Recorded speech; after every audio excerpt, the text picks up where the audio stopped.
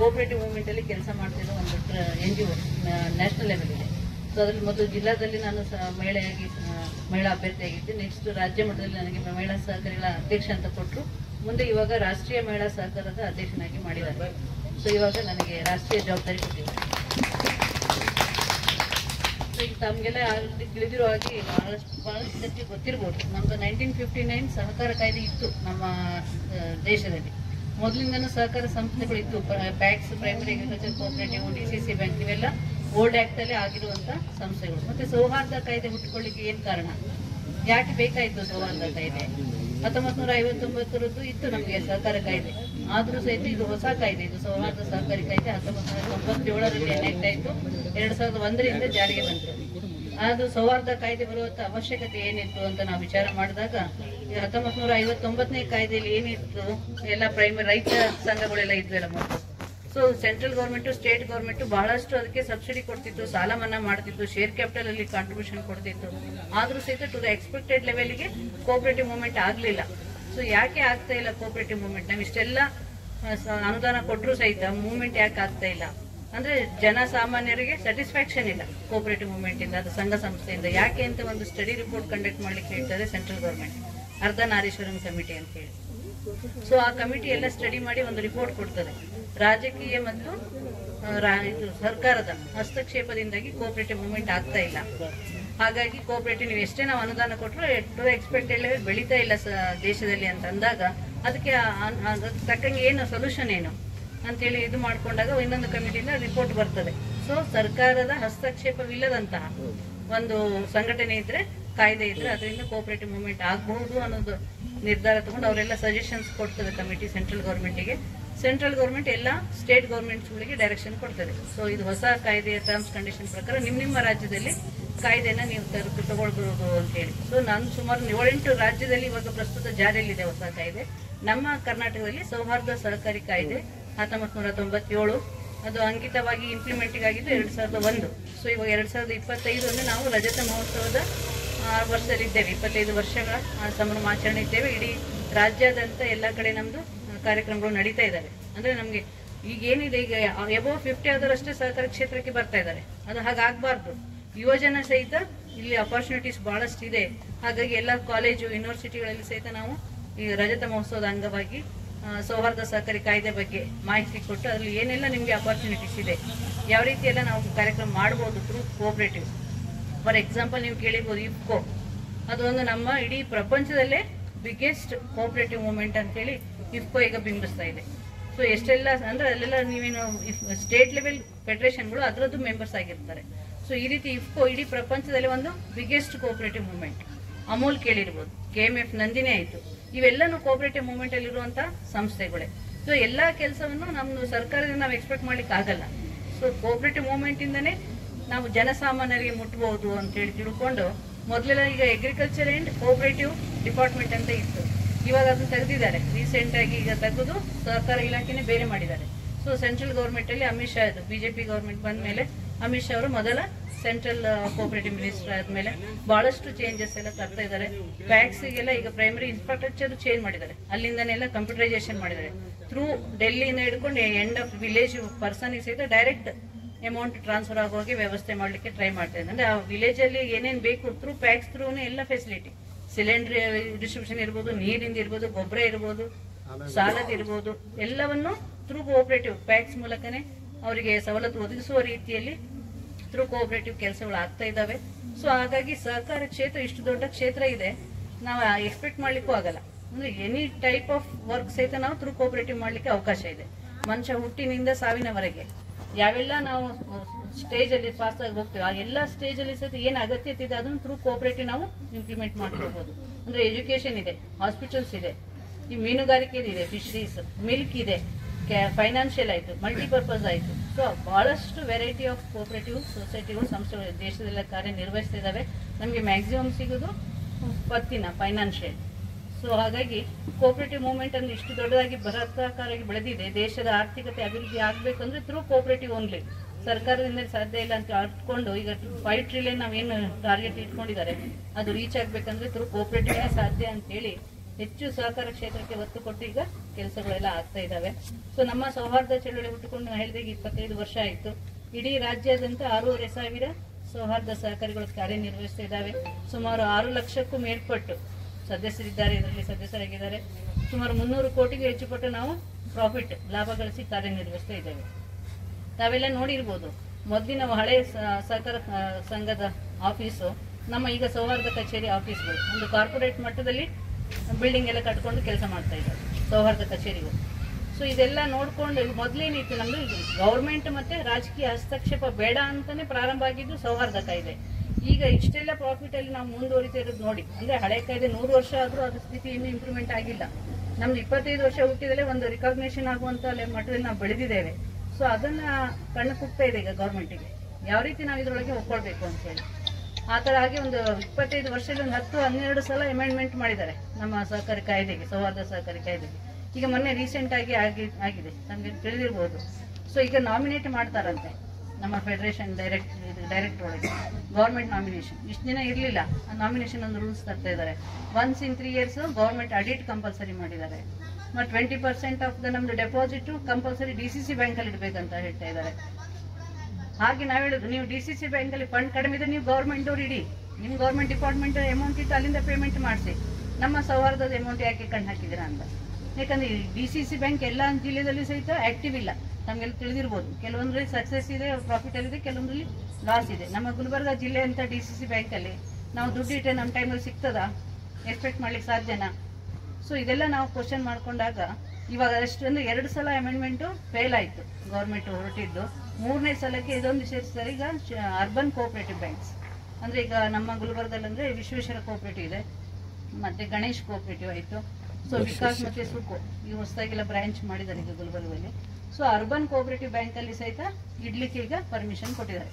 Apex, DCC, urban cooperative banks 3ಅಲ್ಲಿ ಇಡಬಹುದು. Schedule bank ಅಲ್ಲಿ ಇಟ್ಟರೆ with permission of the DR permission ಇಡಬೇಕು. ತೆಗಿ ಮುಂದೆ ಸಹಿತ DR ಪರ್ಮಿಷನ್ ತಗೊಳ್ಬೇಕು. ಯಾಕೆ ಪ್ರತಿಯೊಂದಕ್ಕೂ ನಮಗೆ ಗೌರ್ಮೆಂಟ್ ಟಚ್ ತರ್ತಾ ಇದ್ದೀರಾ? ಅದೆಲ್ಲ ಓಪನ್ ಆಗಿ ಹೇಳ್ಬೇಕು, ಎಲ್ಲರೂ ತಿಳಿದಿರೋ ವಿಷಯ. ಲಂಚದ ಪ್ರಾಬ್ಲಮ್ ಇವೆಲ್ಲ ಆಗ್ತದೆ ಮುಂದೆ. ಪ್ರತಿಯೊಂದು ಕೆಲಸಕ್ಕೂ ನಾವು ಗೌರ್ಮೆಂಟ್ ಕಚೇರಿ ಓಡಾಡ್ಲಿಕ್ಕೆ ಈಗ ಪ್ರತಿಯೊಂದು ಇನ್ವರ್ಟ್ ಮಾಡಬೇಕಂದ್ರೆ ಅಮೌಂಟ್ ಕೇಳ್ತಾರೆ. ನಾವೇನು ವಾರ್ಷಿಕ ವರದಿ ಸಬ್ಮಿಟ್ ಮಾಡಬೇಕು, ಆಡಿಟ್ ಡಿಪಾರ್ಟ್ಮೆಂಟ್ ಆಯಿತು, DR ಆಫೀಸಿಗೆ ಆಯಿತು. ಒಂದು ಇನ್ವರ್ಡಲ್ಲಿ ಕೊಡ್ಲಿಕ್ಕೆ ಹೋದ್ರೆ ದುಡ್ಡು ಕೊಡಬೇಕು. ಹಾಗಾಗಿ ನಾವೆಲ್ಲ ರಿಜಿಸ್ಟರ್ ಪೋಸ್ಟ್ ಮಾಡೋದು ಸ್ಟಾರ್ಟ್ ಮಾಡಿದ್ದೇವೆ. ರಿಜಿಸ್ಟರ್ ಪೋಸ್ಟ್ ಮಾಡಿ ನಾವು ಎಕ್ನಾಲಜ್ಮೆಂಟ್ ಇಟ್ಕೊಂಡ್ರೆ ಸಾಕು, ನಮಗೆ ದುಡ್ಡು ಕೊಡೋದು ಅವಶ್ಯಕತೆ ಇಲ್ಲ. ಅಂದರೆ ಎಲ್ಲಿ ಕರಪ್ಷನ್ ಕಡಿಮೆ ಮಾಡಬೇಕು, ಲಂಚ ಕಡಿಮೆ ಮಾಡಬೇಕು, ನಮ್ಮ ಏನು ನಾವು ದುಡಿತೇವೆ ಸಂಘದ ಇದು ಪ್ರಾಫಿಟ್ ಎಲ್ಲ ಸದಸ್ಯರಿಗೆ ಮುಟ್ಟಬೇಕಂತ.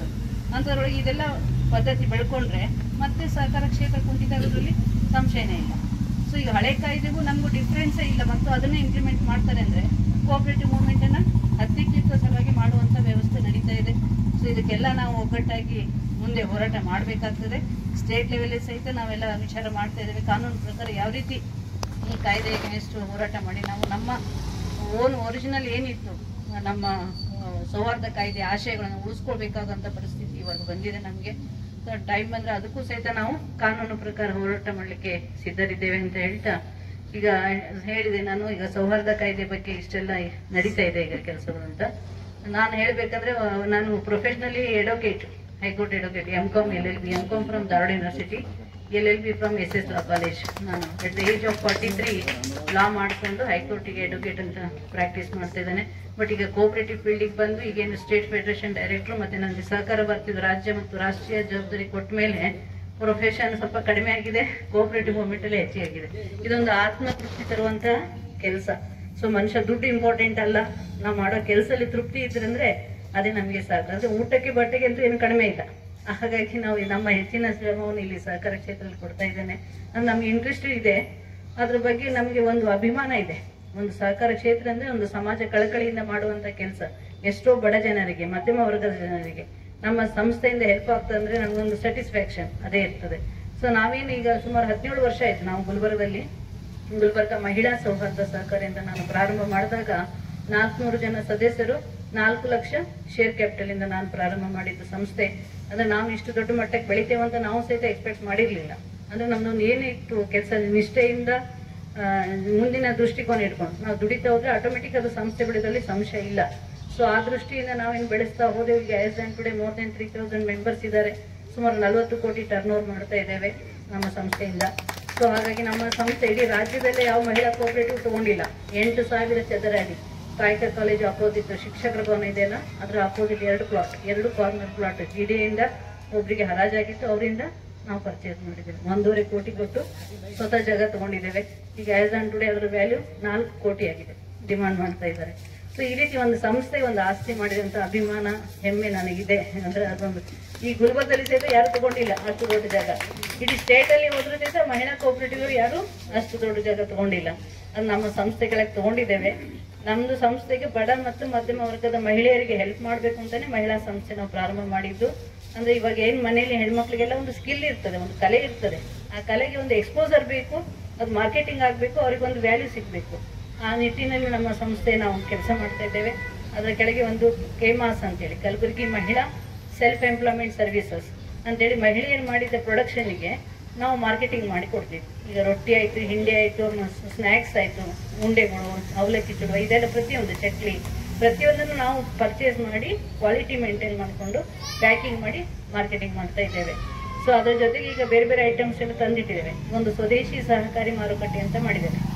ನಮ್ಮ ಸಂಸ್ಥೆ ಪಕ್ಕದ ಬಿಲ್ಡಿಂಗ್ಗೆ ತಗೊಂಡು 4 ಶಾಪ್ ಸೇರಿಸಿ ಒಂದು ಸೂಪರ್ ಬಜಾರ್ ಮಾಡಿದ್ದೇವೆ. ನನ್ನ ಉದ್ದೇಶ ಯಾಕೆ ಇತ್ತು ಸೂಪರ್ ಬಜಾರ್ ಮಾಡೋದಂದ್ರೆ, ಎಲ್ಲ ಮಹಿಳೆಯರಿಗೂ ಇಲ್ಲಿ ರಾಮ ಮಂದಿರ್ ಸರ್ಕಲ್ಗೆ ಶಾಪ್ ಹಾಕ್ಲಿಕ್ಕೆ ಆಗಲ್ಲ. 20-25 ಸಾವಿರ ರೆಂಟು, 2-3 ಲಕ್ಷ ಡೆಪಾಸಿಟ್ ಕೊಡ್ಲಿಕ್ಕೆ ಆಗಲ್ಲ. ಸೊ ನಮ್ಮ ಸೂಪರ್ ಬಜಾರಲ್ಲಿ ಒಂದು 30 ರ್ಯಾಕ್ಸ್ ಇದೆ. ಅದರ ರ್ಯಾಕ್ಸ್ ಅನ್ನ ನಾವು ಒಬ್ಬರೊಬ್ರು ಮಹಿಳೆಯರಿಗೆ ಯಾರು ಬಿಸ್ನೆಸ್ ಮಾಡ್ಲಿಕ್ಕೆ ಇಂಟ್ರೆಸ್ಟ್ ಇದ್ದಾರೆ ತಮ್ಮ ಸಾಮಾನು ತಂದು ಇಡ್ಬೋದು. ನಾವು ತಿಂಗಳಿಗೆ 2,000-3,000 ಮಿನಿಮಮ್ ರೆಂಟ್ ಅಲ್ಲಿ ಅದೊಂದು ಮಾರ್ಕೆಟಿಂಗ್ ಪ್ಲೇಸ್ ಕ್ರಿಯೇಟ್ ಮಾಡಿದ್ದೇವೆ ಸಂಸ್ಥೆಯಿಂದ. ಸೊ ಎಲ್ಲ ಮಹಿಳೆಯರು ಯಾರು ಮಾರ್ಕೆಟಿಂಗ್ ಮಾಡ್ಲಿಕ್ಕೆ ಇಷ್ಟಪಡ್ತಾರೆ ತಾವೇ ತಂದು ಡೈರೆಕ್ಟ್ ಇಟ್ಟು ಇಡ್ಬೋದು. ನಮ್ಮ ಸ್ಟಾಫ್ ಅದನ್ನ ಸೇಲ್ ಮಾಡಿ ಅವ್ರ ಅಕೌಂಟಿಗೆ ಜಮಾ ಮಾಡ್ತಾರೆ. ಅದು ಡೈರೆಕ್ಟ್ ಒಂದು ಸೇಲ್ ಆಯ್ತು. ಇಲ್ಲ ಬೇಡ ಅಂದ್ರೆ ನಾವೇ ಮಾಡಿಕೊಟ್ಟೆ ಅಂದ್ರೆ ಅದು 25%, ನಮಗೆ ರೆಂಟ್ ಕೊಡೋದು ಬೇಡ, ನಾವು ನೀವು ಐಟಮ್ಸ್ ಮಾಡಿ ಕೊಡ್ತೇವೆ ಅಂದ್ರೆ 20-25% ಮಾರ್ಜಿನಲ್ಲಿ ನಾವೇ ಖರೀದಿ ಮಾಡಿ ನಾವು ಮಾರ್ಕೆಟಿಂಗ್ ಮಾಡ್ತೇವೆ. ಇದು 2 ಆಪ್ಷನ್ ಇಟ್ಟಿದ್ದೇವೆ. ಅದೊಂದು ಸ್ವಲ್ಪ ಪಬ್ಲಿಸಿಟಿ ಆಗಬೇಕು. ನೆಕ್ಸ್ಟ್ ನಾವು ಅದು ಹ್ಯಾಂಡ್ ಬಿಲ್ ಎಲ್ಲ ಮಾಡಿ ದೀಪಾವಳಿ ಟೈಮಲ್ಲೆಲ್ಲ ಹೇಳ್ತೇನಂತೆ, ಅದೊಂದಿಷ್ಟು ಪಬ್ಲಿಸಿಟಿ ಆಗ್ಬೇಕು. ನಾನು ಒಂದು ಸ್ವಲ್ಪ ಮನೆ ಪರ್ಸನಲ್ ಕೆಲಸದಿಂದ ಮಗಳದ್ದು ಡೆಲಿವರಿ ಆಗಿತ್ತು ಅಂತೇಳಿ ಒಂದು 5-6 ತಿಂಗಳು ನಾನು ಸ್ವಲ್ಪ ಬ್ಯುಸಿ ಆಗಿದ್ದೆ. ಇನ್ನು ಮುಂಬರೋ ದಿನಗಳಲ್ಲಿ ಅದನ್ನ ಸ್ವಲ್ಪ ಪಬ್ಲಿಸಿಟಿ ಮಾಡಿ ಯಾರು ಸ್ವ ಉದ್ಯೋಗಿಗಳಿದ್ದಾರೆ ಗುಲ್ಬರ್ಗದಲ್ಲಿ ಅವ್ರಿಗೊಂದು ಅವಕಾಶ, ಒಂದು ಮಾರುಕಟ್ಟೆ ಪ್ಲೇಸ್ ನಾವು ಕ್ರಿಯೇಟ್ ಮಾಡಬೇಕು. ನಿನ್ನೆ DC ಅವ್ರದ್ದು ಬರ್ತ್ಡೇ ವಿಶ್ ಮಾಡ್ಲಿಕ್ಕೆ ಹೋದಾಗನು ಅವ್ರು ಮೇಡಮ್ ಅವ್ರ ಜೊತೆಗೂ ಮಾತಾಡಿದ್ದೇನೆ. ಈ ತರ ನಮ್ದೊಂದು ಸೂಪರ್ ಬಜಾರ್ ಮಾಡಿದ್ದೇವೆ ಮಾರ್ಕೆಟಿಂಗ್ ಪ್ಲೇಸ್ ಸಲುವಾಗಿ ಅಂತ. ಆಯ್ತು, ಫ್ರೀ ಇದ್ದಾಗ ಒಂದ್ಸಲ ಬಂದು ನೋಡ್ತೇನೆ ಅಂತ ಹೇಳಿದ್ದಾರೆ. ಸೊ ಮುಂಬರುವ ದಿನಗಳಲ್ಲಿ ಅದ್ರ ಬಗ್ಗೆ ವಿಚಾರ ಮಾಡಿ ಒಂದು ದೊಡ್ಡದಾಗಿ ಮಟ್ಟದಲ್ಲಿ ಬೆಳಿಬೇಕು. ಮಹಿಳಾ ಸ್ವ ಉದ್ಯೋಗಿಗಳಿಗೆ ಒಂದು ಸಹಾಯ ಆಗ್ಬೇಕು ನಮ್ಮ ಸಂಸ್ಥೆಯಿಂದ ಅಂತ ಆಶೆ ಇದೆ. ಸೊ ಮುಂದೆ ನಮ್ಮ ಜಾಗದಲ್ಲಿ ಒಂದು ಮಹಿಳಾ ಸೂಪರ್ ಬಜಾರ್ ಆಗಬೇಕು. ಮೇಲೆ ನಮ್ಮ ಸಂಸ್ಥೆ, ಅದ್ರ ಮೇಲೆ ನಮ್ದು ಫಂಕ್ಷನ್ ಹಾಲ್.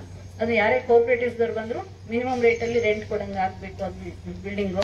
ಮತ್ತೆ ಒಂದು ಮಹಿಳಾ ಹಾಸ್ಟೆಲ್ ಕಟ್ಟೋದು ಸಹಿತ ಉದ್ದೇಶ ಇದೆ. ಅಂದ್ರೆ ಯಾರು ನಿರ್ಗತಿಕರಿರ್ತಾರೆ, ತವ್ರ ಮನೆ ಕಡೆಯಿಂದ ಗಂಡನ ಮನೆ ಕಡೆಯಿಂದ ರಿಜೆಕ್ಟ್ ಆದವರು, ಅಂದ್ರೆ ಯಾರು ಅಬಲರಾಗಿರ್ತಾರೆ ಅಂತ ಮಹಿಳೆಯರಿಗೆ ನಮ್ಗೆಲ್ಲ ಅವಕಾಶ ಇಟ್ಕೊಳ್ಳಿಕ್ಕೆ ಅವಕಾಶ ಕೊಟ್ಟು ಅವರಿಗೆಲ್ಲ ಟ್ರೈನಿಂಗ್ ಮಾಡಿ ಕೆಲಸ ಉದ್ಯೋಗ ಕೊಟ್ಟು ಸ್ವಾವಲಂಬಿಯಾಗಿ ಬದುಕುವಂತ ಜೀವನ ಅವ್ರಿಗೆ ಕಲ್ಪಿಸಿ ಕೊಡಬೇಕು ಅನ್ನೋ ಉದ್ದೇಶದಿಂದ ನಮ್ದು ಕೆಲಸ ಮಾಡ್ತಾ ಇದ್ದೇವೆ. ಸೊ ನನಗೊಂದು ಸಹಕಾರ ಭಾರತಿಯಿಂದ ಏನು ಅವಕಾಶ ಸಿಕ್ತು ಅಂದ್ರೆ, ಏನೇನು ಬೇರೆ ಬೇರೆ ರಾಜ್ಯ ಜಿಲ್ಲೆಗಳಲ್ಲಿ ಪ್ರವಾಸ ಮಾಡ್ತೇನೆ, ಅಲ್ಲಿ ಏನು ಎಲ್ಲ ಆಕ್ಟಿವಿಟೀಸ್ ಆಗ್ತಾ ಇದೆ, ಅಲ್ಲಿ ಏನು ನಡೀತಾ ಇದೆ, ಸೊ ಅದೆಲ್ಲ ನೋಡ್ಕೊಂಡು ಬರೋದ್ರಿಂದ ಅದನ್ನ ನಮ್ಮಲ್ಲಿ ಇಂಪ್ಲಿಮೆಂಟ್ ಮಾಡ್ಲಿಕ್ಕೆ ನಮಗೊಂದು ಒಳ್ಳೆ ಅವಕಾಶ ಸಹಕಾರ ಭಾರತಿಯಿಂದ ಸಿಕ್ಕಿದೆ. ಇದೆಲ್ಲ ಅನುಭವಗಳನ್ನು ಬಹಳಷ್ಟಿದೆ, ಹೇಳ್ಕೊಳ್ಳಿಕ್ಕೆ ಇಷ್ಟು ಸಮಯದಲ್ಲಿ ಆಗಲ್ಲ. ಅದೇ ನಿಮ್ದು ರಿಪೋರ್ಟ್ ನೋಡ್ತಾ ಇದ್ದೇನೆ ನಾನು. ಡೆಪಾಸಿಟ್ಗಳು ಬಹಳ ಇನ್ನೂ ಕಡಿಮೆ ಇದೆ, ಯಾರಿನ್ನು ಮುಂದೆ ಬರ್ತಾ ಇಲ್ಲ. ಈಗ ಯಾವುದೇ ಒಂದು ಸಂಸ್ಥೆ ಹುಟ್ಟಿ ಬೆಳಿಬೇಕು ಅಂದ್ರೆ ನಾವೆಲ್ಲ ಮೆಂಬರ್ಸ್, ನಮ್ಮೆಲ್ಲ ಕರ್ತವ್ಯ ಜವಾಬ್ದಾರಿ, ನಮ್ದೆಲ್ಲ ಕಾಂಟ್ರಿಬ್ಯೂಷನ್ ಇರಲೇಬೇಕು. ನಾವು ಸುಮ್ಮನೆ ನೇಮಿಸಬೇಕು, ನಮ್ಮ ಸಮಾಜದಿದೆ, ನಾವು ಕರೆದಿದ್ದಾರೆ ಹೇಳಿದ್ದಾರೆ, ಯಾರು 1,000 ಕೊಟ್ಟು ಮೆಂಬರ್ ಆಗಿ ಸುಮ್ ಕೂತ್ರೆ ಅಂದ್ರೆ ಸಂಸ್ಥೆ ಬೆಳಿಲಿಕ್ಕೆ ಸಾಧ್ಯ ಇಲ್ಲ. ನಾವೆಲ್ಲ ಆಕ್ಟಿವ್ ಮೆಂಬರ್ ಆಗಬೇಕು ಅಂತ, ಆಕ್ಟಿವ್ ಆಗಿ ಮೆಂಬರ್ ಆಗಿ ಅಂತ ನನ್ನ ಆಸೆ. ಇರ್ಲಿ ಬಿಡಿ, ಆಕ್ಟಿವ್ ಆಗಿ ಸದಸ್ಯರಾಗಬೇಕು ತಾವೆಲ್ಲ. ಸೊ ಇನ್ನೇ ಒಂದು ಸರ್, ಈಗ ಸಮಾಜದ್ದು ಅಂತಂದ್ರೆ ಒಂದು ನಿಮ್ಮ ಹಟಗಾರ ಸಮಾಜದವರಿಗೆ ನೀವು ಮೆಂಬರ್ ಮಾಡ್ಕೊಳ್ತಾ ಇದ್ದೀರಾ. ಸೊ ಈಗ ನಮ್ದು ಬಿಸ್ನೆಸ್ ಡೆವಲಪ್ ಆಗಬೇಕು ಅಂದ್ರೆ ಅದರದ್ದೇನು ನಮ್ಮ ಆಟಗಾರ ಸಮಾಜದ ಮೆಂಬರ್ಸಿಗೆ ಅಸೋಸಿಯೇಟ್ ಮೆಂಬರ್ ಮಾಡಲಿಕ್ಕೆ ಅವಕಾಶ ಇದೆ, ಸಹ ಸದಸ್ಯ ಅಂತ ಮಾಡ್ಕೊಳ್ಳಿಕ್ಕೆ ಅವಕಾಶ ಇದೆ. ಸೊ ನಿಮ್ಮ ಬಿಸ್ನೆಸ್ ಡೆವಲಪ್ ಆಗಬೇಕು ಅಂದರೆ ನೀವೆಲ್ಲ ಮೆಂಬರ್ಸ್ ಮೀಟಿಂಗಿಗೆ ವೋಟ್ ಹಾಕಲಿಕ್ಕೆ ನಿಮ್ಗೆ ಹಾಕಿರ್ತದೆ ರೆಗ್ಯುಲರ್ ಮೆಂಬರ್ಸಿಗೆ. ಈಗ ಯಾರು ಬಿಸ್ನೆಸ್ ಟ್ರಾನ್ಸಾಕ್ಷನ್ ಪರ್ಪಸ್ ಬರ್ತಾರೆ, ಸಾಲದ ಪರ್ಪಸ್ಸು, ಅಂಥವ್ರಿಗೆ ನೀವು ಅಸೋಸಿಯೇಟ್ ಮೆಂಬರ್ ಅಂತ ಮಾಡ್ಬೋದು. 15% of the regular members associate member ಅಂತ ತೊಗೊಳ್ಳಿಕ್ಕೆ ಅವಕಾಶ ಇದೆ. ಸೊ ಅದನ್ನು ಬೇರೆ ಜನರಿಗೂ ಸಹಿತ ಸೇರಿಕೊಂಡು ಬಿಸ್ನೆಸ್ ನೀವು ಡೆವಲಪ್ ಮಾಡ್ಬೋದು ಅಂತ ನನ್ನ ಅನಿಸಿಕೆ.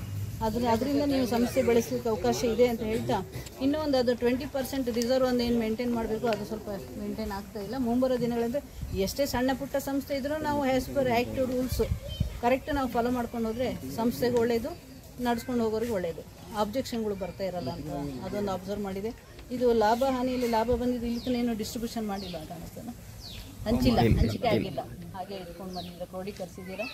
ಸೊ ಅದನ್ನು ಮುಂದಿನ ಅದು ಏನು ವಿಚಾರ ಇದೆ ಮುಂದೆ ರಂಗದಲ್ಲಿ ಮುನ್ನುಗ್ತಾ ಇದ್ದಾರೆ. ಅವರಿಗೆ ಒಂದು ದೊಡ್ಡ ಚಪ್ಪಾಳೆ ತಟ್ಟುವುದರ ಮೂಲಕ ನಮ್ಮ ಆಶಾದಾಯಕ ಬೆಳವಣಿಗೆಗೆ ಅವರು ಕಾರಣರಾಗಲಿ ಎನ್ನುವುದು ಈ ನಮ್ಮ ಚೌಡೇಶ್ವರಿ ಹಟಗಾರ ಸಮಾಜ ಸೌಹಾರ್ದ ಸಂಘದ ಒಂದು ಅಭಿಲಾಷೆಯಾಗಿದೆ. ಅವರು ಇಷ್ಟೊತ್ತು ನಮ್ಮನ್ನು ಉದ್ದೇಶಿಸಿ ಮಾತನಾಡಿದ್ದಾರೆ. ಅವರಿಗೆ ತುಂಬ ಹೃದಯದ ಧನ್ಯವಾದಗಳು. ಈಗ ಇನ್ನೋರ್ವ ಕಳೆದ 24 ವರ್ಷಗಳಿಂದ ಸಹಕಾರ ಇಲಾಖೆಯಲ್ಲಿ ಸೇವೆ ಸಲ್ಲಿಸುವುದರ ಮೂಲಕ ತಮ್ಮ ಅನುಭವದ ನುಡಿಗಳನ್ನು ಆಡಲಿದ್ದಾರೆ ಸನ್ಮಾನ್ಯ ಶ್ರೀ SB ಸಜ್ಜನ್ ಶೆಟ್ಟಿ ಸರ್ ಅವರು. ಕೆಲಸ ಮಾಡಿದ್ದೇನೆ ಅಂದ್ರೆ ನಾನು ಬೀದರ್ನಲ್ಲಿ ಮಾಡಿದ್ದೇನೆ, ಗುಲ್ಬರ್ಗದಲ್ಲಿ ಮಾಡಿದ್ದೇನೆ, ರಾಯಚೂರದಲ್ಲಿ ಮಾಡಿದ್ದೇನೆ, ಸಿನ್ನೂರದಲ್ಲಿ ಮಾಡಿದ್ದೇನೆ, ಬಳ್ಳಾರಿಯಲ್ಲಿ ಮಾಡಿದ್ದೇನೆ, ಚಿತ್ರದುರ್ಗದಲ್ಲಿ ಡಿಸ್ಟ್ರಿಕ್ಟ್ನಲ್ಲಿ ವಿವಿಧ ಹಂತಗಳಿಂದ ನಾನು ಕೆಲಸ ಮಾಡಿದ್ದೇನೆ.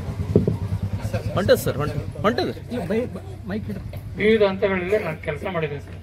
ಈ ಮೇಡಮ್ ಅವರು ಈಗಾಗಲೇ ಡೀಟೇಲ್ ಆಗಿ ಹೇಳಿದ್ದಾರೆ. ಇದನ್ನು ಸಹಕಾರ ಸಂಘ ಅಂದರೆ ಏನು ಮತ್ತು ಸಂವಾದ ಸಹಕಾರದಲ್ಲಿ ಏನಾಯ್ತು ಎಂಬುದು ಡೀಟೇಲ್ ಆಗಿ ಹೇಳಿದ್ದಾರೆ. ನಾನು ಅದನ್ನು ಯಾವಾಗ ಸಂವಾದ ಸಹಕಾರ ಸಂಘ ಕಾಯ್ದೆ ಉತ್ಪನ್ನ ಆಯಿತು, ಸ್ಥಾಪನೆ ಆಯಿತು ಅನ್ನೋದ್ರ ಸಂಬಂಧ ನಿಮಗೆ ಸಂಕ್ಷಿಪ್ತವಾಗಿ ಮಾಹಿತಿ ಕೊಡ್ತೇನೆ ಸರ್.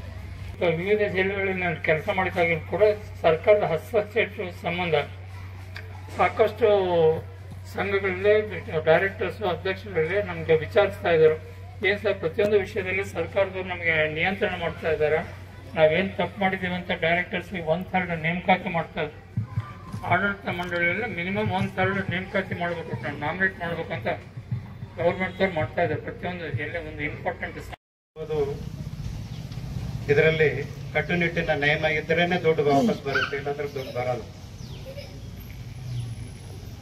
ಈ ಒಂದು ಸಮಾರಂಭದಲ್ಲಿ ನಾನು ಕರೆಸಿ ಈ ಒಂದು ವೇದಿಕೆಗೆ ನನ್ನ ಅನುಭವವನ್ನು ಹಂಚಿಕೊಳ್ಳಲು ಸಹಕಾರ ಮಾಡಿದ್ದಕ್ಕೆ ಎಲ್ಲ ಸಹಕಾರಿ ಸಂಘದ ಸದಸ್ಯರಿಗೂ ಎಲ್ಲರಿಗೂ ನನ್ನ ಧನ್ಯವಾದಗಳನ್ನು. ಇವರು ತಮ್ಮ ನುಡಿಗಳನ್ನಾಡಿದ್ದಾರೆ. ಅವರಿಗೆ ತುಂಬ ಹೃದಯದ ಧನ್ಯವಾದಗಳು. ಈಗ ನಮ್ಮ ಚೌಡೇಶ್ವರಿ ಹಟಗಾರ ಸಮಾಜ ಸಹಕಾರಿ ನಿಯಮಿತದ ಅಧ್ಯಕ್ಷರಾದಂತಹ ಶಿವಶರಣಪ್ಪ ಮುಂಡ್ರಕೆ ಅವರು ಅಧ್ಯಕ್ಷೆ ನುಡಿಗಳನ್ನಾಡುವುದರ ಪೂರ್ವದಲ್ಲಿ ನಮ್ಮ ಶಿವಲಿಂಗಪ್ಪ ಅಲ್ಮದವರ ಒಂದು ಪ್ರಶ್ನೆ ಇದೆ, ಅದನ್ನು ನಾವೆಲ್ಲರೂ ಆಲಿಸೋಣ.